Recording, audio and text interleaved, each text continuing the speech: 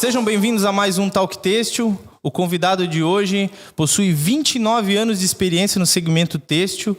Ele é diretor de uma empresa com um nome e uma história muito linda chamada Facchini. Eu converso com Francis Facchini. Seja bem-vindo. Muito boa noite, Deiler. Prazer estar aqui. Vem muito de encontro a isso que o nosso setor tanto precisa, né? Um pouco mais de conteúdo, um pouco mais de força, um pouco mais de união das áreas. Aí acho muito legal a tua iniciativa. Parabéns pela dinâmica, pela pegada. E vamos contar um pouquinho de história hoje, então. E não vai ser nada difícil para você, porque eu já vejo vídeos seus há 11 anos atrás. Não foi difícil te pesquisar como convidado, né? De pesquisar toda a tua história. Eu encontrei vídeos seus lá bem novinhos, em feiras de Tex Fair. Oh, que beleza. Então você já está acostumado com o microfone, acostumado com bater papo assim. Não, o lado bom de contar a história é esse, né? A gente falar da vivência que a gente teve, falar da experiência que a gente teve é sempre bom, né? A gente relembra um monte de coisa boa, a gente relembra os percalços que passamos também, né? Mas é sempre bom falar daquilo que a gente vivenciou, aquilo que a gente passou, porque cada um que ouve acaba levando uma coisinha, levando um aprendizado, levando alguma dica aí que a gente espera que seja útil para os negócios da galera que está nos vendo e ouvindo aí. E a história da Facchini é bem inspiradora, né? Eu pude ver a tua história. Pesquisando você, eu até conheci um canal que a gente tem que até fazer uma propaganda, que é o Casal do Têxtil, né? Onde foi teu primeiro podcast.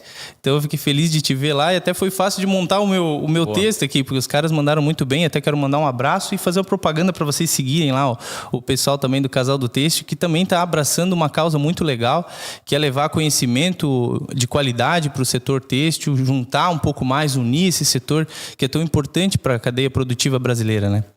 É mais uma iniciativa bacana aí, a gente tem que bater palmas mesmo. O Jason e a Ju são do ramo, são do setor, são de uma área um pouquinho mais técnica, são da área de decoração, de estamparia, de criação. Não tão comercial como talvez seja a nossa vibe aqui, mas eles têm muito apreço também por fomentar o crescimento do setor, fomentar a união das forças e juntar gente boa para falar sobre desafios, sobre estratégias, sobre perrengues. Então, quem não conhece ainda, procura lá o Casal do Têxtil no Instagram, no YouTube, que os meninos estão fazendo um trabalho bem bacana lá. É verdade, tá carimbado aqui, aprovado, né? Mas vamos lá, todo mundo gosta de uma linda história, né? E a história da Facchini não foi diferente disso. Teve uma história onde a família participou, onde teve teus pais, você, seus irmãos. E é disso que a gente quer contar aqui, histórias legais. Bora lá então, vamos começar me apresentando um pouquinho para quem a gente não conheceu ainda, não teve oportunidade de trocar um pouco de ideia ainda. Meu nome é Francis Facchini, eu sou da família fundadora da empresa Facchini Malhas.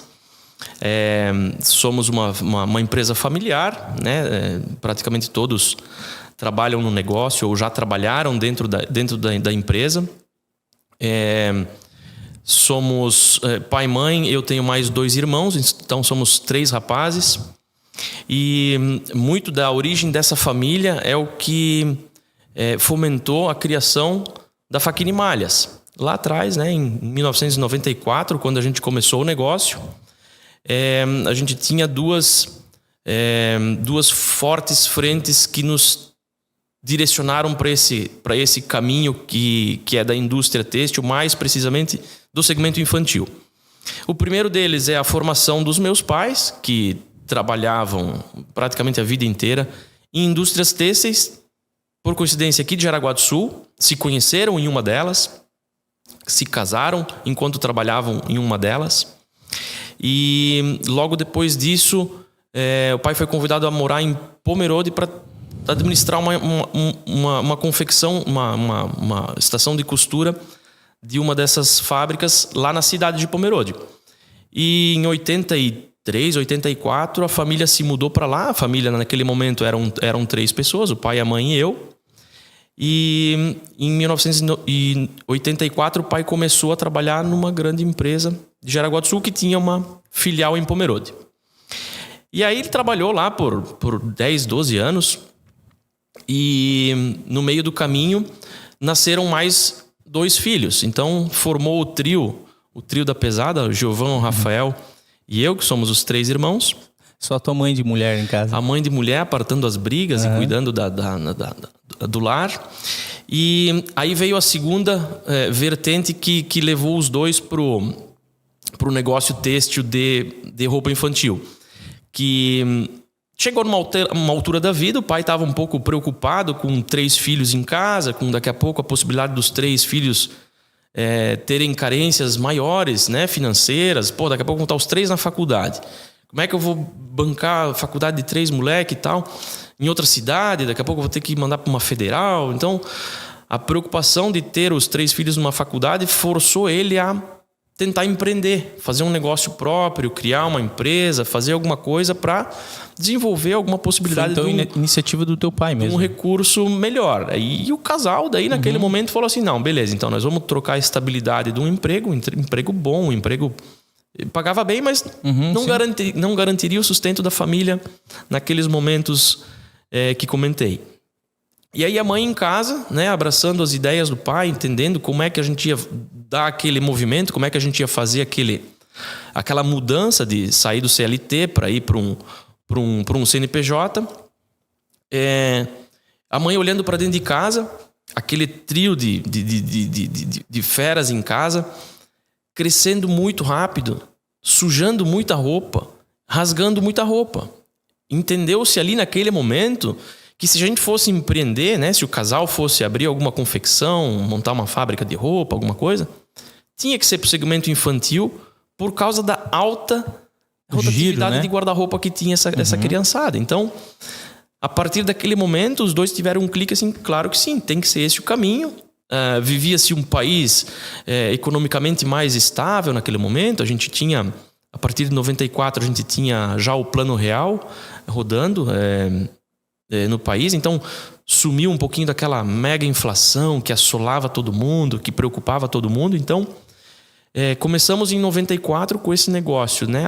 Aliando a experiência dos dois do segmento têxtil com o consumo dentro de casa de 3 crianças em crescimento constante. Que e vocês foram os primeiros clientes da Faquini, então, né? E aí, a partir daí, a gente começou oficialmente a trabalhar no negócio, porque a gente era prova de modelagem, a gente era modelo de catálogo, a gente fazia os testes de usabilidade, os testes de produto, fazia em casa, né? Porque, naturalmente, a mãe levava para casa, prova essa calça, todo mundo ficou boa. Todo mundo começa assim, né? Vê se a jaqueta serve. Giovão, você vai ter que fazer a foto do catálogo, então vai cortar o cabelo. Então, todo mundo, desde o começo do negócio, participava e se envolvia. E numa boa, a gente foi junto, abraçando a causa, o sonho do pai e da mãe, a gente foi construindo aquele negócio, né, a partir de 1994. Nesse momento inicial, só eu trabalhava lá, porque os 2 meninos eram mais novinhos, né? Eu já tinha 14 anos, então, como a legislação naquele momento permitia, eu já comecei a trabalhar logo cedinho, né? De estafeta, como o pessoal fala. Eu era office boy, fazia serviço de banco, datilografava cheque, fazia malote bancário. É aí que aprende, né? E aí comecei a me envolver com departamento pessoal, comecei a trabalhar um pouquinho no departamento financeiro. Daqui a pouco teve um momento do nosso negócio que a gente teve uma turbulênciazinha aí de troca de profissional da área financeira, que uma mulher que precisou sair porque o marido dela foi transferido do Banco do Brasil. E ela, como esposa, ela foi migrar com ele pro Rio Grande do Sul, acho. E a gente naquele momento ficou sem gerente financeiro. E aí, eu que estava ali como um assistentezinho, um digitador de cheque, um datilografador de cheque, fui convidado, né, formalmente, forçado a assumir a área financeira do nosso negócio. E aí fiquei aí, talvez por uns 10, 12 anos, cuidando da área financeira da empresa, enquanto as outras frentes administravam um negócio que passou por vários movimentos, né? Nesses 29 anos que a gente passou. Já fomos uma empresa muito focada em moda popular, em grandes volumes, concentração em algumas redes. Já passamos por inúmeros magazines, fazendo private label puro, né? Fazendo o serviço pesado da indústria têxtil, que é o abastecimento das grandes magazines nacionais, né? que é, na verdade, a locomotiva principal desse nosso segmento, né? Os magazines hoje respondem por mais de 60% do consumo de moda no Brasil, então precisa de muita indústria para atender eles. E a gente participou também por Naquela longos época anos. era assim ainda, né? Participou por longos anos com um trabalho muito forte com alguns magazines.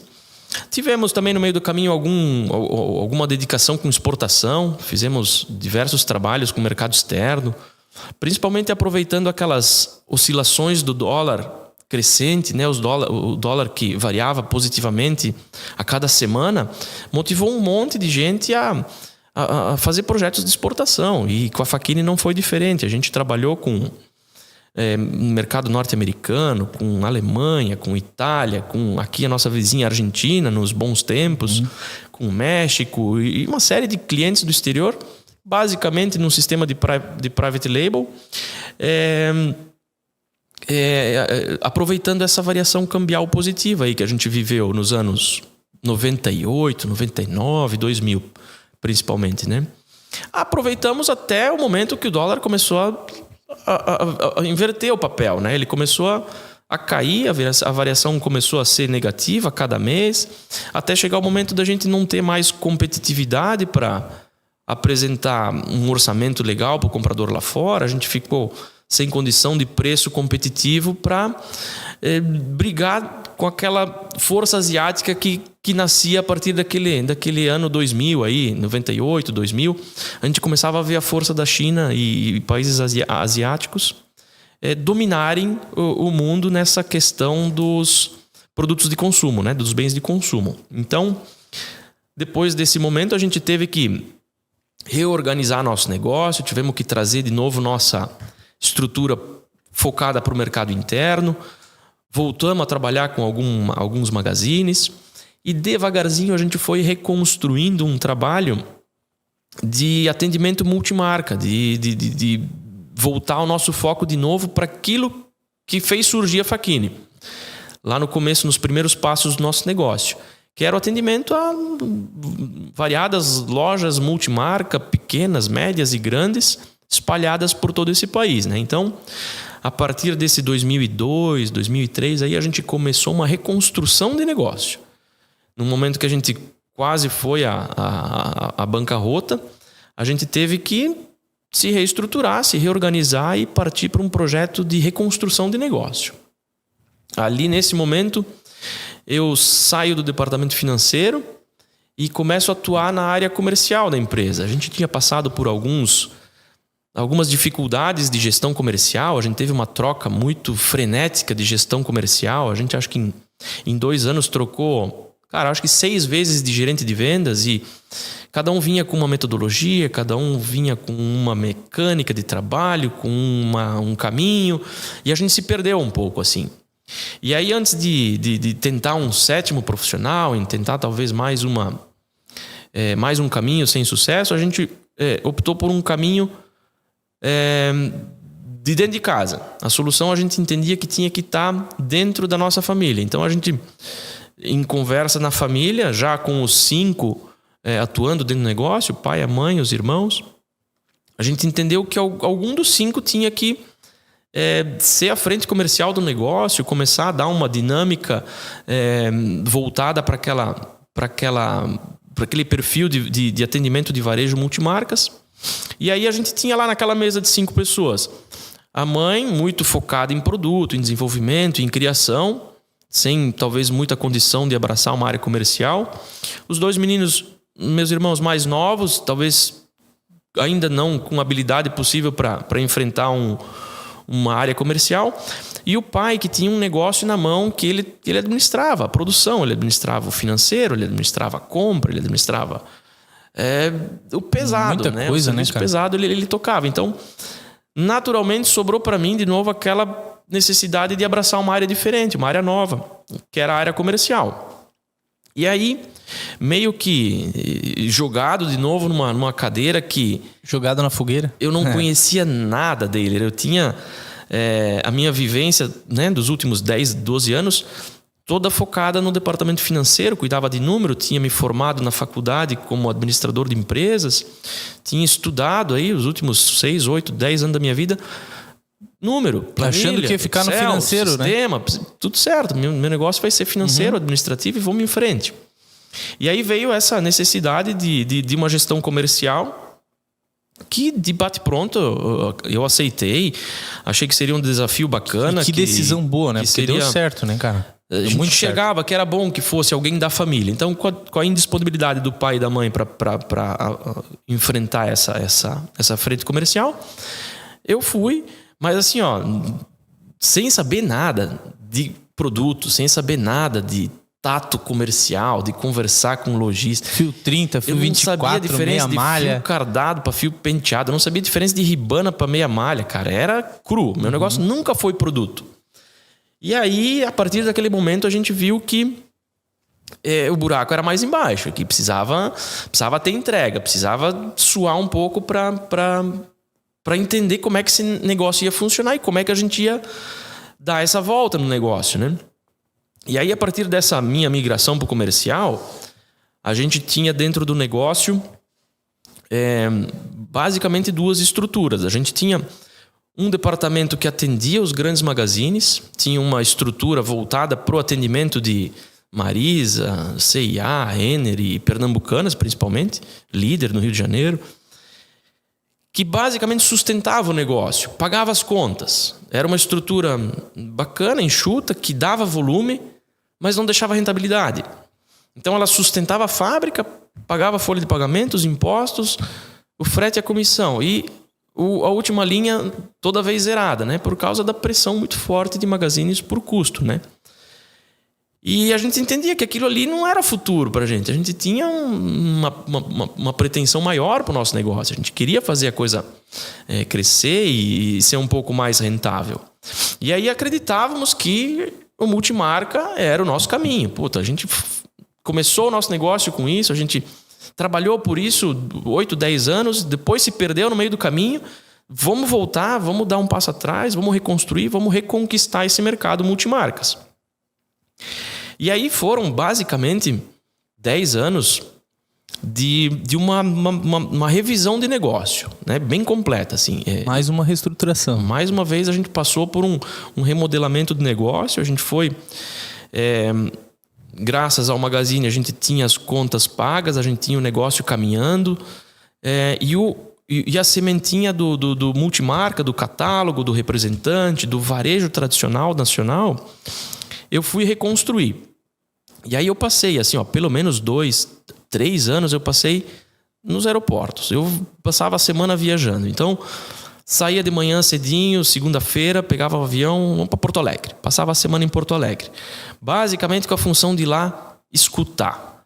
Escutava o representante, escutava o dono da loja, escutava o gerente, escutava a balconista, escutava todo mundo e tentava entender um pouquinho das dores desse negócio. O que estava faltando para o lojista, o que está faltando no nosso mostruário, o que está faltando de maneira geral de oferta no mercado, o que eles estão sentindo dificuldade, onde é que estão as faixas de preço que têm maior relevância para o varejo, as categorias de produto principal, onde é que estão as oportunidades e as ameaças dentro desse negócio, né? E aí, a cada volta de viagem, a gente sentava em casa ou sentava na fábrica para discutir como é que foi lá em Porto Alegre, o que o pessoal está falando. Caras, o pessoal está falando que o mercado está difícil, o inverno do ano que vem vai ser osso, porque não deu frio esse ano, está todo mundo estocado, está todo mundo querendo pagar mais barato do que pagou, está todo mundo... Sabe? E essas discussões semanais, elas vinham para a mesa e a gente tentava traduzir elas em oportunidades para o lojista. E, de maneira geral, a gente começou a conseguir transformar isso em novas soluções para o lojista. Então, passava lá 2, 3 meses, eu voltava a Porto Alegre. Falava lá com o gerente da loja, com o dono da loja, que eu tinha visitado da primeira vez. Lembra, seu Zé, que o senhor falou para mim que estava faltando um produto assim, assado? Trouxe para o senhor agora aqui, Como é que o seu Zé não vai comprar? Conversei com a fábrica, a gente mudou o nosso moletom, então agora a gente está com uma malha mais aderente, vem de encontro daquilo que o senhor me pediu, que precisava de um moletom com cotton, que precisava de um produto assim, assado, apresentava para ele e tirava o tapete dele, né? Porque, Agora, como é que eu vou falar não pro Francis? O cara tá aqui, fez a solução daquele problema que eu falei para ele da última vez. E essas soluções, assim, claro que elas não eram customizadas para uma loja. Era uma recorrência de informações que a gente colhia de diversos lojistas e de vários representantes. E aquelas mais recorrentes a gente traduzia em produto e botava a solução no portfólio de coleção e apresentava e levava para o mercado cada vez mais uma coleção mais aderente a ele. A gente não... Desde aquele momento a gente percebia que não adiantava a gente fazer o que a gente achava bonito, que a gente acreditava que tinha potencial comercial. Era o que o cara estava precisando no ponto de venda, era o que o cara estava precisando de preço, de categoria, de produto, no time certo, no momento ideal. Então, de tantas viagens, de tantas reuniões e de tantas broncas que eu levei dos clientes, a gente foi conseguindo cada vez mais aperfeiçoar nosso negócio. Foi conseguindo trazer para dentro das propostas a cada coleção, soluções mais aderentes e que mais impactavam o lojista. Então, desses 10 anos, a gente teve realmente assim uma evolução gigantesca no negócio. A gente começou a atender mais lojista, começou a agradar mais, o produto começou a performar cada dia mais, até o momento que a gente chegou com uma estrutura realmente grande, uma estrutura já com 50 e poucos representantes, com uma carteira de clientes robusta e tal, e o Magazine ainda aqui dentro do mesmo negócio, competindo espaço com a coleção. E chegou num determinado final de ano, né, algo parecido assim com um outubro, um novembro, em que a gente estava esperando receber as compradoras dos magazines lá na fábrica para desenvolver a coleção de inverno do ano seguinte. E a gente muito preocupado, porque a gente não ia ter como atender mais os magazines naqueles volumes que eles vinham comprando, sem penalizar a nossa coleção. Então a gente tinha que fazer naquele momento uma escolha. Ou a gente ia para o magazine e sacrificava a nossa coleção, a nossa marca, o nosso portfólio, ou a gente fazia o inverso. A gente falava não para o magazine e deixava a nossa coleção decolar, né? E a gente muito preocupado. Como é que eu vou falar não para um cliente que está me sustentando há 10 anos, está pagando minhas contas há 10 anos, fiel nos pagamentos, com grandes volumes, com uma robustez muito forte, e a gente com essa dificuldade em conseguir atender os dois cenários. E para nossa surpresa, aquela reunião de outubro, novembro, sei lá que ano que foi, 2015, 2016, uma coisa assim, o principal cliente da Facchini naquele momento chegou, botou na mesa uma diretora de compras e 2 compradoras, eu acho. Falou: Facchini, a gente tem uma notícia talvez não tão boa para vocês, mas a gente está instalando um escritório de compras em Xangai e a partir do próximo inverno nossa rede de lojas não vai mais comprar moda do mercado brasileiro, a gente vai comprar tudo da Ásia. Caramba. Pô, e a gente, puta, triste, cara. Mas às vezes era um livramento, né, cara? Assim, a gente teve que fazer um teatro de que aquilo estava sendo um tiro na gente, né, cara? Mas no fim era a solução que a gente precisava. Foi até mais fácil, né? Foi melhor porque veio deles. Então, Facchini, a gente não vai mais trabalhar com vocês ano que vem, a gente vai montar um escritório na China. Já montou um escritório na China, vai comprar tudo lá.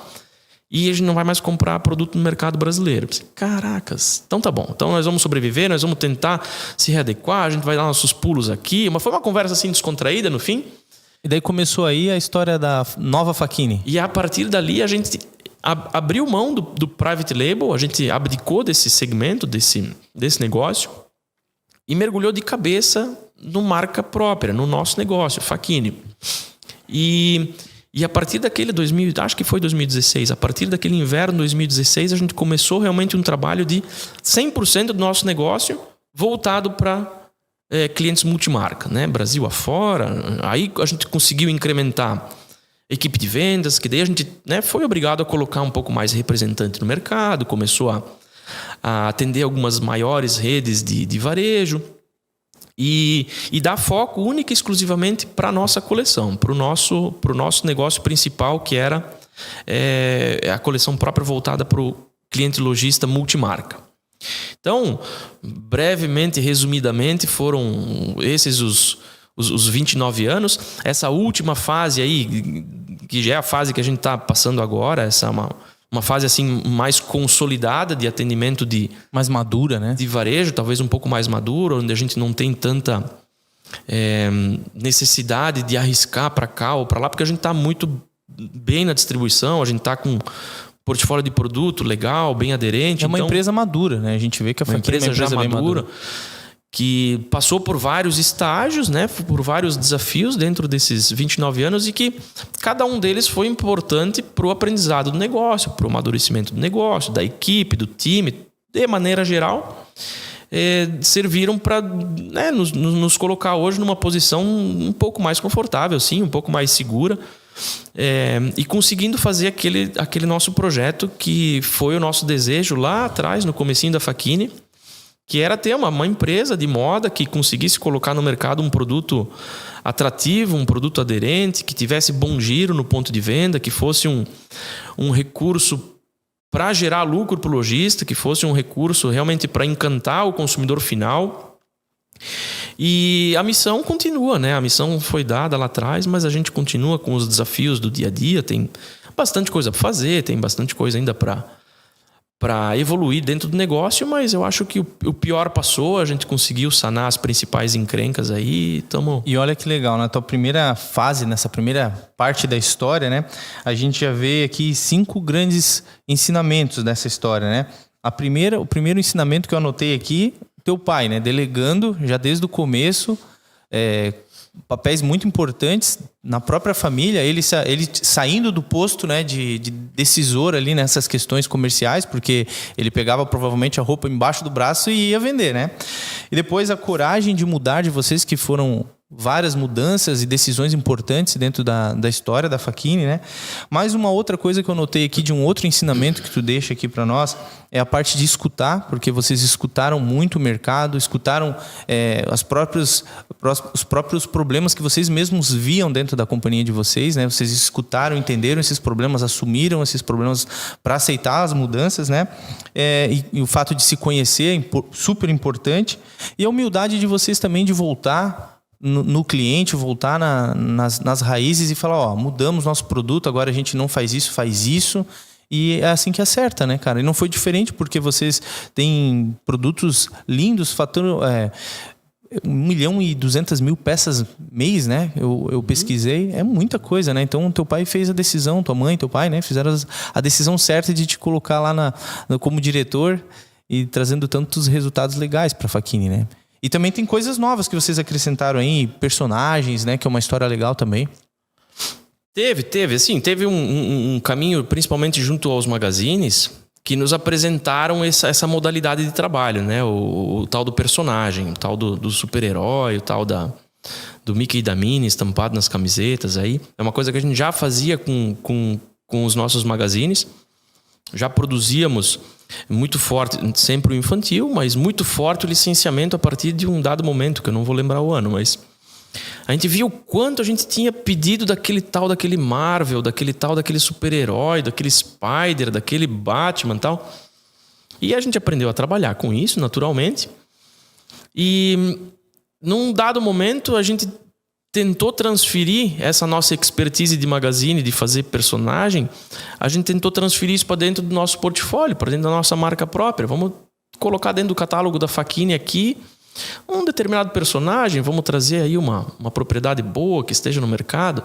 E não tinha propriedade boa dando sopa no mercado, né? A gente teve que começar rasinho, lá embaixo, com as encrenquinhas que ninguém queria, né? Então a gente começou lá com um projeto, nosso primeiro licenciamento foi um projeto do Sítio do Pica-Pau Amarelo. Cara, feio demais, cara, feio demais. As roupas amarelas, com a estampa da Emília, com Visconde de Sabugosa. Cara, era muito feio, cara. Só que foi o primeiro degrau que a gente teve a possibilidade de alçar, o que tinha, né? Pra errar, errou ali, né? Depois veio a tal da Era do Gelo.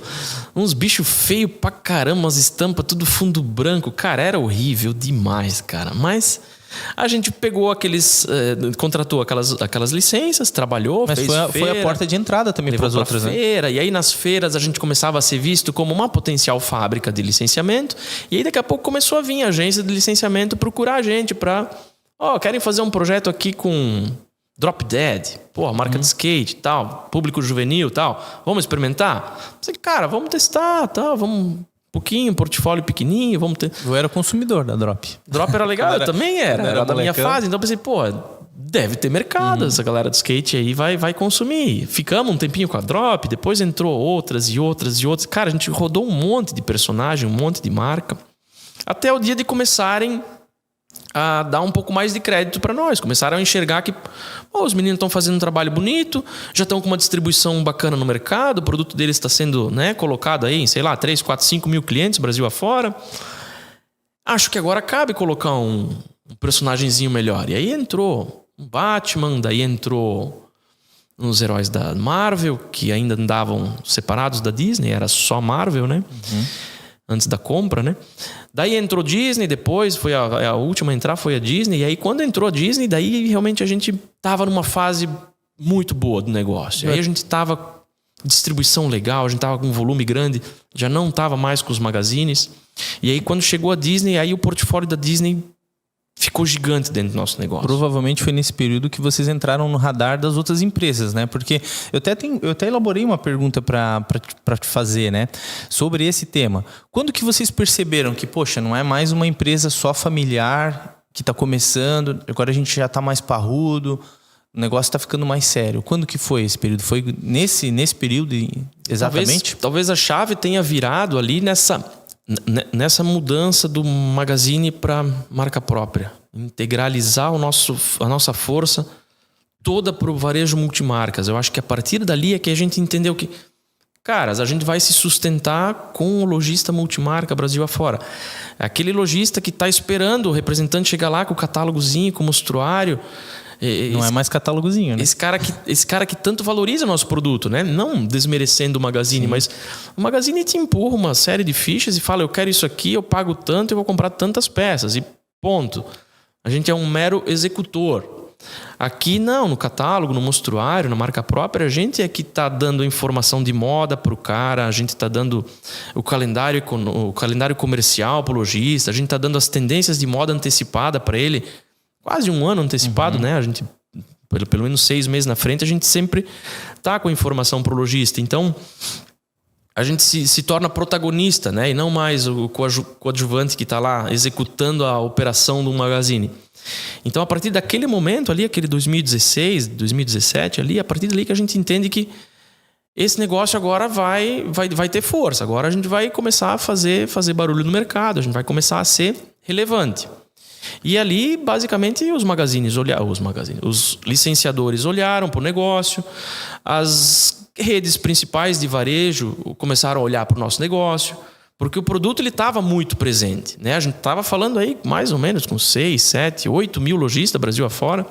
Então o produto ele era visto, né? Em vitrines, mais de 2 mil cidades, a gente já estava pipocando com nossos produtinhos. Já existia aí, Playground, né?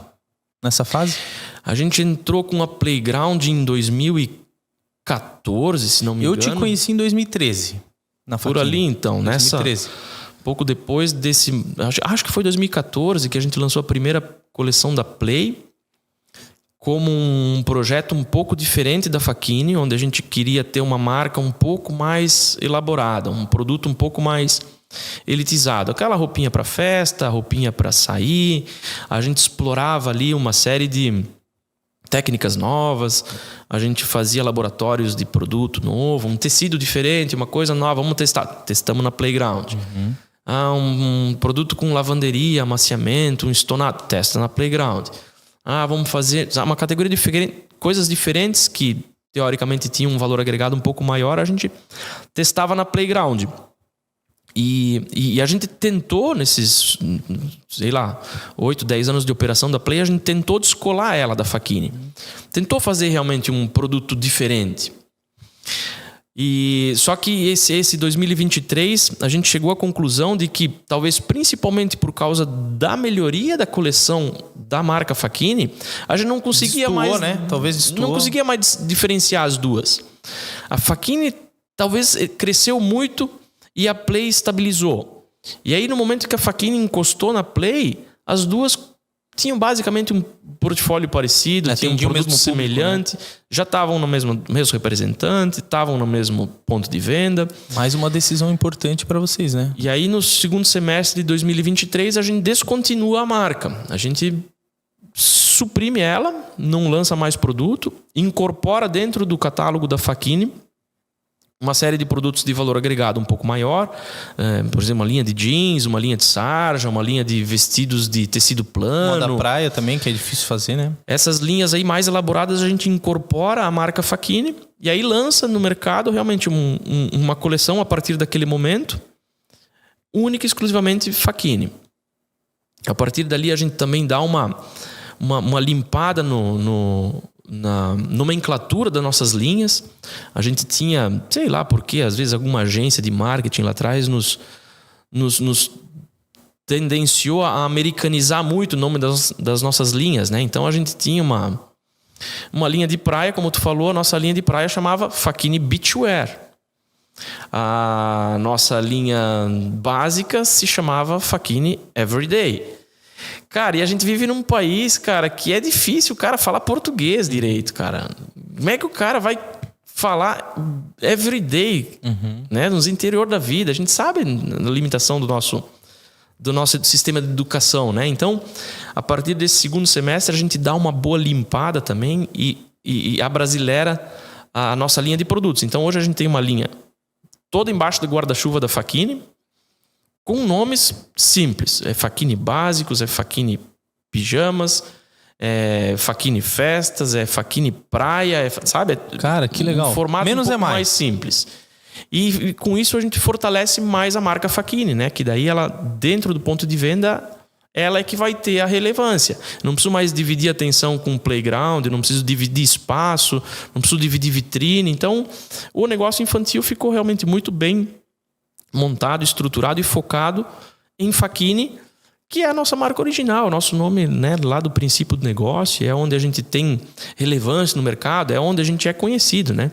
O pessoal não conhece a Playground como uma marca. Porque o pessoal não consegue nem falar Playground, cara. A gente cansou de escutar o Playground. Mas era linda, cara. É difícil de falar, mas era lindo. O projeto era bacana. Mas se tu igualou, realmente não faz sentido ter... O produto continua, o produto existe hoje, só que ele está dentro do portfólio com a etiqueta da Facchini Marcas. Os personagens continuam. Facchini Licenciados continua, muito forte. A gente tem uma gama... A Angel tem uma história legal também, grande, né? Que é recente para vocês, mas que a marca é bem antiga, né? E além da Angel, não sente falta de um masculino adulto, de repente? Ou é um spoiler aí, talvez, para os próximos anos? Vamos lá, então. Vamos falar um pouquinho da Angel, até para contextualizar esse movimento. A gente teve, nesses nossos 29 anos de trabalho, a gente teve muita vontade sempre de ter uma atuação dentro de um outro segmento, que não fosse o infantil. Tentamos fazer... marca própria, tentamos fazer camiseta masculina média, tentamos fazer licenciamento, tentamos fazer, cara, um monte de coisa, um monte de aventuras no segmento adulto, masculino, ora feminino, ora as duas juntas. Tentamos fazer fitness, tentamos fazer, cara, até licenciamento da Pepsi a gente tentou fazer. No momento em que a Coca-Cola era um case de sucesso no Brasil, a gente pensou, vamos nesse mercado, vamos com a Pepsi então. Mas não foi nada legal, assim. Foi um projeto Eu tive uma experiência com a Pepsi também, passei por uma indústria. Não foi legal, né? Não foi legal. E talvez, claro, a gente imaturo, a gente não tinha a habilidade que a gente tem de fazer as coisas como tem hoje, mas naquele momento foi frustrante, não foi legal. Assim como foram frustrantes todos os negócios de adulto que a gente tentou fazer. E lá em 2016, quando a gente estava nesse momento realmente de euforia, com o mercado bacana, economia fervendo, assim, a gente estava num momento econômico legal, até 2016, e aí nos foi apresentada a marca Angel como uma possível marca que estava querendo sair de Itajaí. É um nome muito legal, Angel, né, cara? Uma marca que a gente conhecia e acompanhava já de longa data, principalmente naquela fase em que eles tinham as lojas nos aeroportos, então eles tinham, né, uma rede de franquias, eles tinham um produto realmente impactante, assim, cara. As estampas grandonas, personagens, eles tinham um produto de valor agregado alto, um canal de varejo próprio já com 40 franquias, tinha loja no Balneário Shopping, tinha loja no Aeroporto de Navegantes, Aeroporto de Congonhas. Então a gente sempre passava, ainda, né? A gente sempre passava pela frente e a mãe sempre fala assim, pô, eu amo essa marca. Essa Angel aí é um negócio maravilhoso, é lindo, é um nome espetacular, é uma marca... Eu amo a marca. A minha mãe não conseguia comprar peças da Angel porque ela achava muito cara. E era um produto realmente de valor agregado, era um produto diferenciado e tal, mas ela não queria comprar a Angel. Ela achava muito caro para ela. Mas era sempre um objeto de desejo. E aí, em 2016, numa conversa de amigos, tal, amigo em comum do casal fundador da Angel, com o meu pai, falou assim, o pessoal lá da Angel tá querendo uma casa nova para a marca. Eles estão cansados, eles estão com foco em outro negócio, estavam investindo no ramo imobiliário, estavam, sabe, a veia de Itajaí estava muito forte pro imobiliário e eles estavam surfando uma onda muito boa no ramo imobiliário e a Angel acabou ficando patinho feio dentro da família. Plano B, talvez, né? Botaram assim numa roda de conversa de que eles teriam possibilidade e intenção de vender a marca, de vender a operação e tal. E aí uma pessoa sugeriu que o meu pai tomasse um café com o seu Dolor e a dona Ângela. E aí, em 2016, a gente foi para Itajaí, foi conversar com eles e entender realmente o que é esse negócio, o que é essa marca, por que vocês querem vender, estão com problema. E fomos para lá em 2016, fizemos 2, 3 reuniões naquele ano com eles, entendemos do negócio, vimos o que fazia, o que não fazia, o que dava certo, o que não dava, para onde estão indo, por que querem vender, blá, blá, blá. E a gente estava muito animado a trazer a Angel para Pomerode. Só que em 2016 a Dilma resolveu estocar vento, né? E aí, a partir daquele momento político, econômico, a gente sentiu que não dava para dar um passo com um cenário tão nebuloso como se via naquele momento. Então a gente deu um passo atrás e falou, Dolor, dona Ângela, agora não dá, agora a situação aí tá tensa, o mercado tá receoso com o que vai acontecer, o direcionamento político aí tá um pouco conturbado, a gente vai dar um tempinho, mas vamos conversar de novo. E tiramos o time de campo, voltamos para Pomerode, focamos na Facchini, vamos trabalhar e vamos distribuir, vamos crescer. Só que aquela ideia tava lá ainda, cara, tava aqui na pontinha do pensamento aí nos incomodando. Cara, nós precisamos ir para um outro segmento, nós precisamos fazer outra coisa, nós precisamos diversificar, nós precisamos, trazer uma coisa diferente para dentro do negócio. E em 2019 peguei o telefone de novo, liguei, seu Dolor, como é que estão as coisas aí em Itajaí? Estão com a ideia ainda? 3 anos depois, seu Dolor, estão com a ideia ainda de vender e tal? Tamo, Franz, vamos marcar um almoço, vem para cá. E aí fomos lá, assim, meio do ano 19, fomos para lá.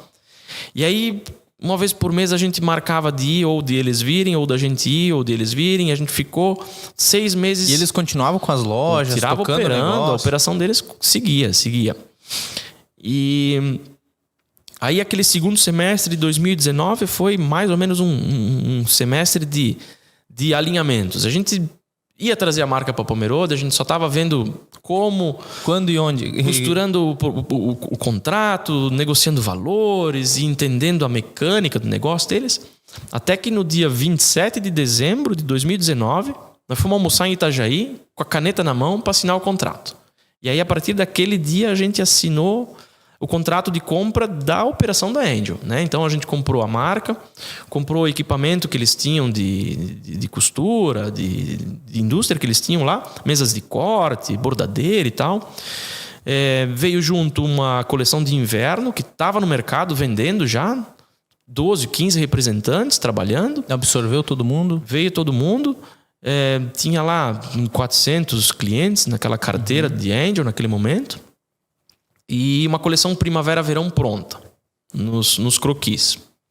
Essa foi a operação que a gente comprou, junto com um estoque de alto verão que eles tinham lá naquele momento e um pouco de sobra de tecido, umas coisas. Não deve ser fácil, aviamento e tal. E negociamos ali o valor é tanto, vamos pagar assim, assado, um parcelado, e dar um apartamento. E dia 6 de janeiro de 2020 a gente foi para Itajaí se apresentar para os funcionários como novos donos da operação da Angel, né? E aí fomos lá, eu com o pai, o nosso diretor industrial, o nosso diretor comercial, para se apresentar e falar, a partir de agora a gente está assumindo, a gente é uma indústria de pomerode, verticalizada, e familiar, e blá, blá, blá. Tinha muita coisa parecida com o negócio deles lá. Lá eles também são em 3 filhos, por isso que tem 3 coraçõezinhos lá, que são os 3 filhos do casal Dolor e Ângela. E aqui também em Pomerode somos 3 irmãos, então, né, estamos assumindo com muito amor e muito carinho essa operação. E a partir dali, efetivamente, a gente começou um negócio novo dentro da nossa empresa. A gente só não contava que 18 de março de 2020, onde todas as operações foram praticamente fechadas Brasil afora. Do dia para noite. Do dia para noite, sem saber o que fazer, a gente com um portfólio de produto na mão, na rua, com um pedido para entregar. E aí o Covid aí comendo solto, Brasil afora. Né? Eu tava voltando de Goiânia quando eu escutei que tava tudo parado. Cheguei no Brás, todo mundo de máscara, cara. Meu Deus. Eu nem chegava perto do chinês, cara. Imagina, não. Sinceramente. Todo mundo pego de calça curta, né? Foi um momento que foi desafiador, né? A gente, com um portfólio de produto para sair. A mulher comprar roupa para sair, sem poder sair de casa. Então, a marca ela ficou praticamente estacionada dentro do nosso Parque Fabril, né? A gente lançou as coleções, tal, apresentou produto para o mercado, tal, mas a venda era insignificante, né? Era muito baixa mesmo, porque realmente não tinha onde usar. Então, se por um lado o infantil estava consumindo muita roupa por causa dos uniformes escolares que estavam no armário, o feminino adulto estava parado. Então, talvez esse 1 ano de pandemia aí que ficou com o comércio meio travado, foi o tempo que a gente precisou para integrar essa operação ao nosso Parque Fabril em Pomerode. Então a gente, nesse ano e meio de pandemia, aí, a gente praticamente trouxe todas as operações Fabris para a sede em Pomerode, com exceção da costura, que ficou ainda lá em Itajaí. A gente até hoje tem a fábrica lá em Itajaí, com umas 40 e poucas costureiras. E o resto da operação veio todo para Pomerode, porque não faz sentido a gente ter 2 operações iguais em plantas distintas, né? E aí, tecelagem em Pomerode, tinturaria, corte, estamparia, então, bordado, todo em Pomerode. Tá fazendo 3 aninhos com vocês, né? 3, 4, né? E aí, de janeiro de 2020 para cá, são 3 anos de operação. Depois do fim da pandemia é que a gente conseguiu assim, realmente ver as possibilidades que a Angel trouxe para o negócio, né? A gente está falando aí de uma marca que cresce dentro do nosso portfólio, ela cresce 40% ao ano, desde que a gente comprou ela. Diferente do infantil, que não tem como crescer essa proporção, né? Por já ser um negócio muito maior. E nos mostra que a Angel ela tem possibilidade de se tornar até maior do que a própria Fachini a nível de faturamento. Assim, a gente entende que o produto ele precisa, tem mercado, né? Precisa de ajuste, ele precisa de um refinamento ainda, como é uma coisa natural. Mas o mercado é muito grande, cara. A gente está falando de um público consumidor voraz, que quer consumir moda, que quer consumir um produto bacana, confortável, dentro da moda. Então, a gente sabe que a força comercial da Angel ela é muito grande. Aliado a isso, uma marca maravilhosa, uma marca bonita, de um nome fabuloso, né? Com uma história legal. Que tem história, que tem... essa questão do storytelling é muito legal, né? Porque eles são uma marca mais antiga do que a própria Fachini. Eles fundaram a empresa em 84. E beirando aí ano que vem 40 anos de atividade ininterrupta e com muitos corações espalhados Brasil afora, né? Ela é uma marca que tem um apego emotivo assim muito grande com o consumidor. Lembranças assim antigas de consumidoras que consumiam Angel há 25 anos atrás, que, porra, olham pro catálogo hoje, cara, a Angel voltou e tá de novo no mercado, e que produto legal, e que produto bacana, me lembro muito da Angel e não sei o que. Então, cara, isso é o mais que legal a história da vinda dela pra Facchini, né? Isso, né, cara? É muito legal. E a Facchini não para de acelerar, né? Porque vocês estão com um monte de mudanças ao mesmo tempo, né? Tem a construção do Parque Fabril. Para quem não conhece a Facchini, né? A gente já falou em Pomerode. E por falar em Pomerode, a gente tem várias cidades aqui no polo catarinense que são importantes para o têxtil, né? Tem Pomerode, Jaraguá, a região de Brusque, Blumenau. É um mercado com muitas fábricas. E a Facchini fica em Pomerode e acelerando gigantescamente, porque o Parque Fabril que vocês estão construindo é muito lindo, muito grande também, desafiador também para vocês, né? Mudar a operação assim, ao mesmo tempo que constrói, marcas novas. E também vocês atendem um grande cliente que deve ser até difícil de atender por conta de a gente ser fã deles, né? Que eu sei que você é fã, assim como eu, da Van e do Luciano Hang. Como é que é atender uma empresa grande assim que nem a Van, cara? É um desafio, é um aprendizado? Vamos por partes, então. Vamos falar dessa nossa indústria local, né? A indústria catarinense que recentemente, inclusive, assumiu o posto de maior produtor de vestuário têxtil do Brasil, né? Ultrapassou São Paulo e hoje faz aí 27% da produção nacional de têxteis, né? Então, é um grande marco para a nossa indústria, mostra realmente o quão poderoso é esse nosso vale aqui, que é onde está concentrado, sei lá, 90% das indústrias têxteis do estado. E a gente, claro, né, se aproveita disso porque tem uma infinidade de recursos aqui ao nosso redor que é absurda. Capital humano também, né? Capital humano, tem treinamento, tem aviamento, tem, cara, uma cadeia de suprimento, de facção, de estamparia, de profissionais, É muito bom estar dentro de um polo com essa força como a gente está aqui. Logística, né? Facilita também, né? Então, a gente se aproveita disso para ter realmente uma condição de oferecer para o mercado produtos cada vez melhores, né? A Facchini, ela é uma indústria fundada assim em Pomerode. Desde a sua origem a gente tá no mesmo galpão, no mesmo pavilhão lá na cidade. Hoje a gente conta com 10 plantas fabris espalhadas pelo estado. Aí vai a nossa costura, ela tá praticamente toda fora de Pomerode. A gente tem 8 unidades de costura própria que estão espalhadas aí num raio de 100 quilômetros. Em cidades onde tem disponibilidade de mão de obra de costura, né? Porque no nosso quintal praticamente não tem mais costureira disponível, então por isso a gente foi para outras cidades fazer a operação de costura. Então, em Pomerode a gente tem 2 plantas, a matriz e uma unidade logo à frente, onde funciona toda a operação têxtil, né? De tecelagem, de tinturaria, de corte, bordado, estamparia. E espalhadas em 8 cidades as costuras. E aí, nessa planta da malharia em Pomerode, a gente está recém terminando um pavilhão novo, onde a gente está fazendo um novo centro de distribuição, que a gente vai alocar ali toda a mercadoria pronta, acabada, toda a coleção, todo o portfólio de produto das 2 marcas que a gente coloca no mercado. A gente precisou realmente de uma ampliação para conseguir fazer a vazão logística dar certo, que a gente estava num galpão um pouco apertado. E vocês gostam dessa questão da organização também, que eu fui na Facchini, é tudo bem organizado, e aí esse espaço vai deixar mais ainda organizado e deixa uma margem para crescimento também, né, para você. A gente já fez um galpão um pouco maior, a gente fez uma área agora de 25 mil metros quadrados praticamente, a gente dobrou a nossa instalação em Pomerode.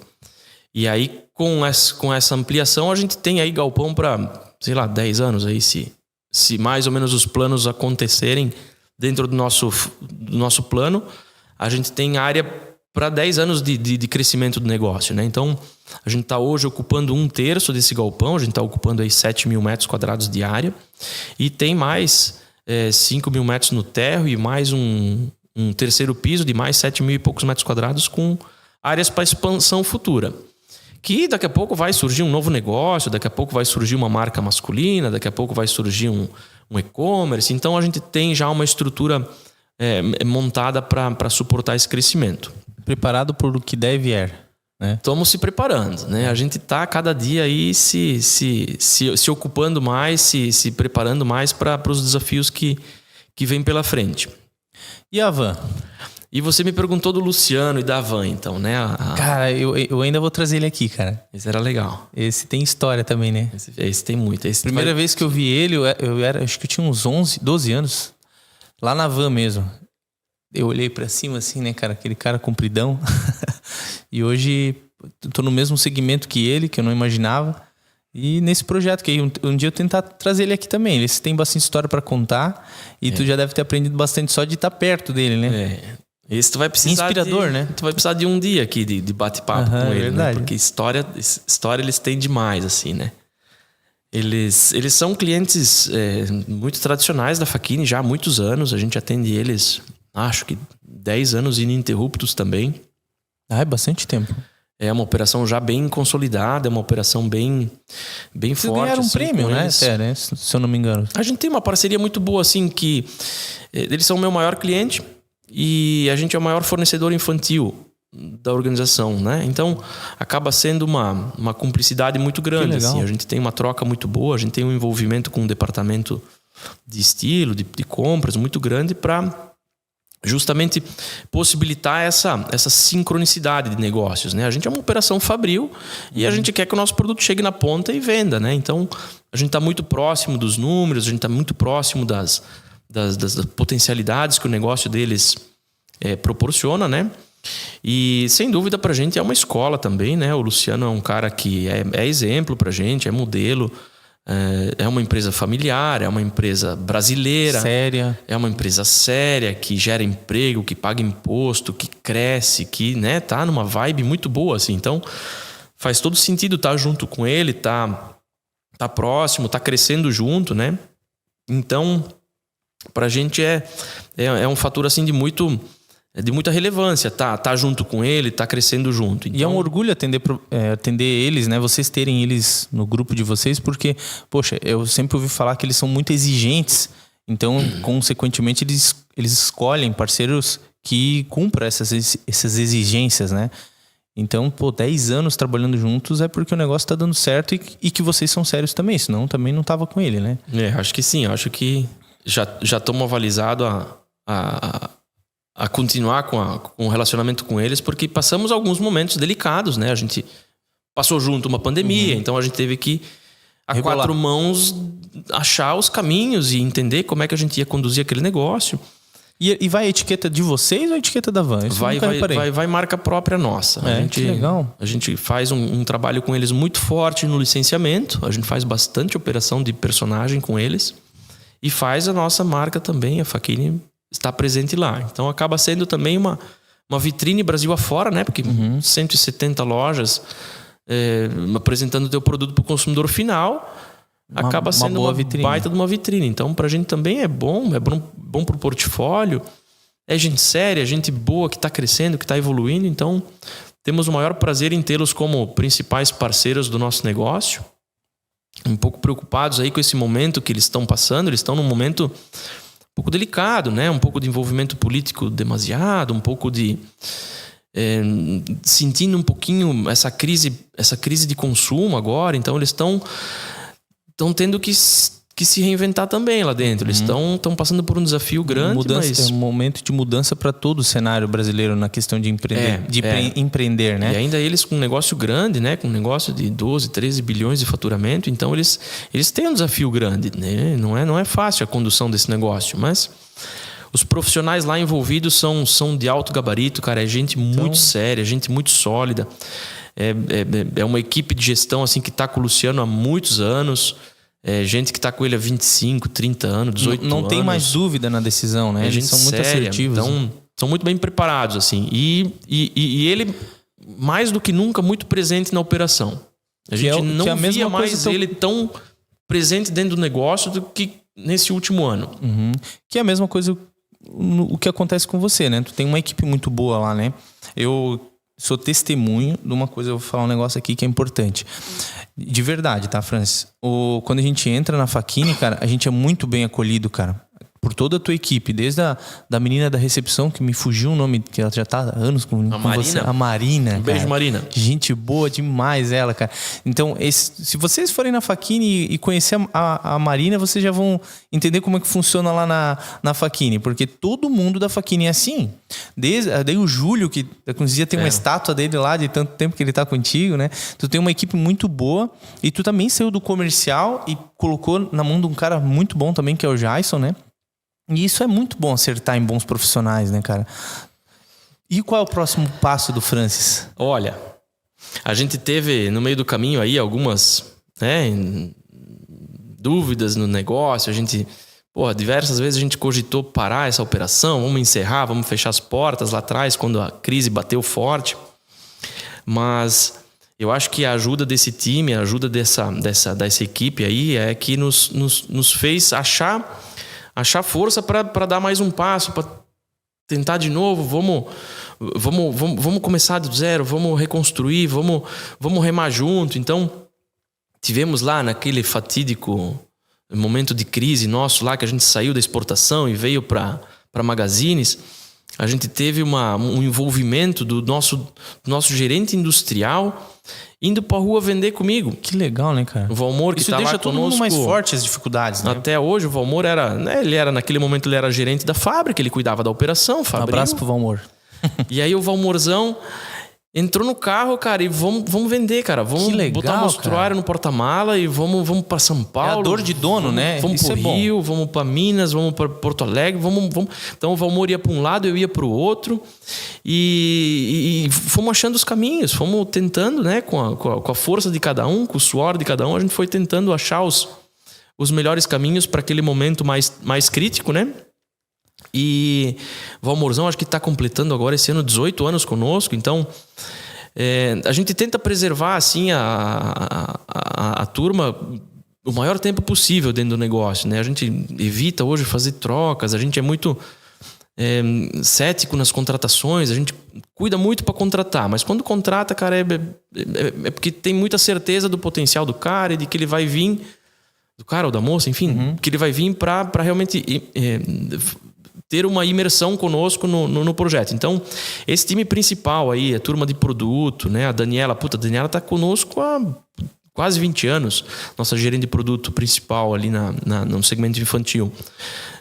A galera da área comercial que você conhece, é tudo gente que está há bastante tempo. O Jason veio há 6 anos para a operação, 6 anos na operação ele está, justamente com o intuito de ser o novo Francis, de ser o cara que toque a área comercial, e tem feito isso com maestria, né, cara? Ele tem conduzido a área comercial dos últimos 5, 6 anos aí de forma espetacular. Ele conseguiu trazer uma energia muito boa pro time de vendas. Ele é um bom profissional bem sério, motivador, também, né, ele é um cara especialista em varejo, ele é um cara que conhece muito não para de estudar, né? Do ramo infantil, do ramo têxtil, vestuário.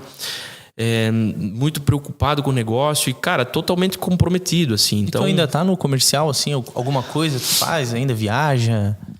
Cara, eu gosto muito de estar bem atuante, né? Comercial. Eu não consegui tirar o pé ainda, né? Hoje eu tenho uma função mais de operação, eu cuido...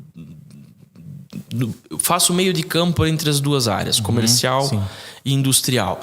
E é bem o papel de diretor. Do meio dessa operação, eu tendo a estar sempre mais ligado ao comercial por causa da minha vivência. E também porque é um termômetro, né? É um termômetro, né, cara? Então, cara, todo dia passo no comercial, eu fico amanhã ou algumas horas da manhã, eu fico com a área comercial. Se inteirando nos assuntos. E aí converso com os gerentes, converso com as meninas do faturamento, converso com o Jason, converso com, enfim, os analistas, quem tá ali, demanda, como é que tá isso, como é que tá aquilo. A gente vai se inteirando até para ter subsídio para conduzir a operação, né? Para ter informação do que o mercado tá...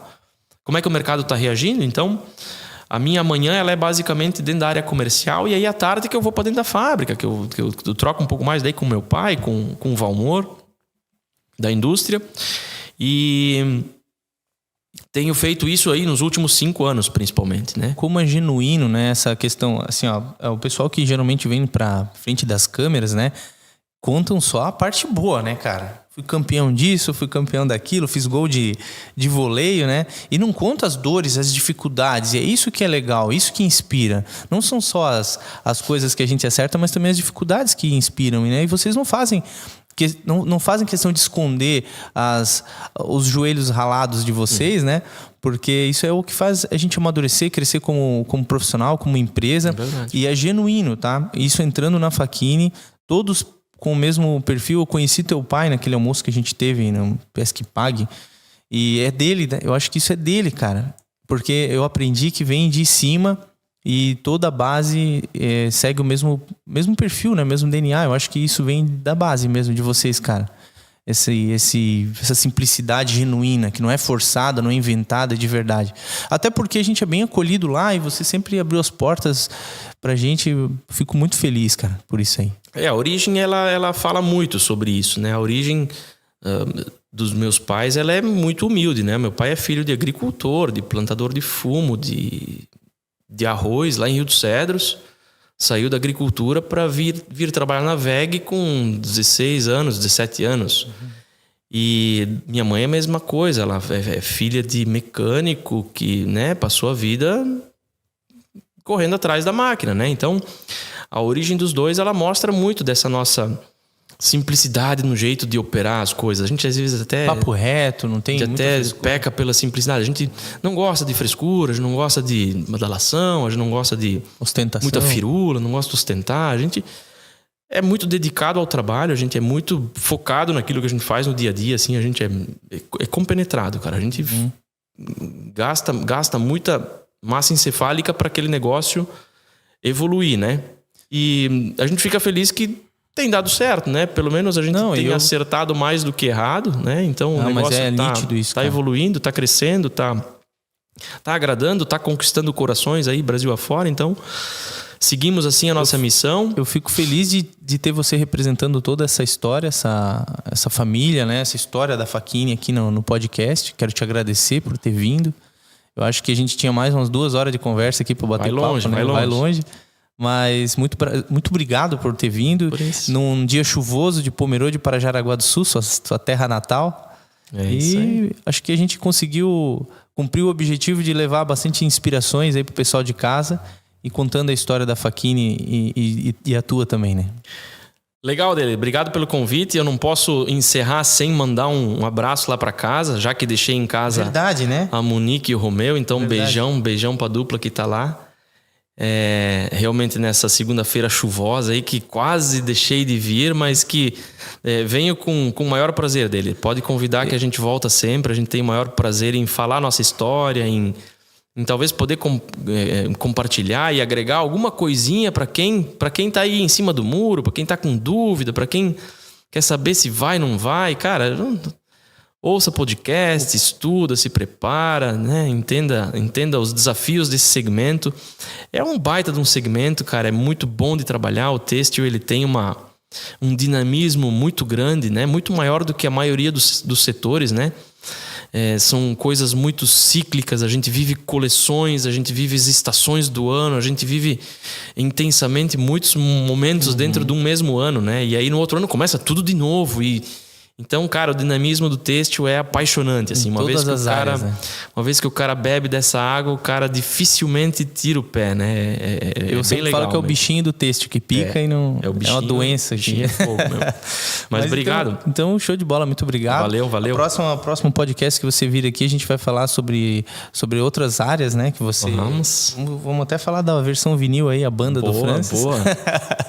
Então, fechou. Muito obrigado. Valeu. Pessoal que nos assistiu, muito obrigado por ter assistido também. E daqui para frente é só convidado de peso, assim como o Francis, contando várias histórias muito inspiradoras, tanto para o têxtil quanto também para o varejo. Então, a gente se vê nos próximos vídeos. Um abraço.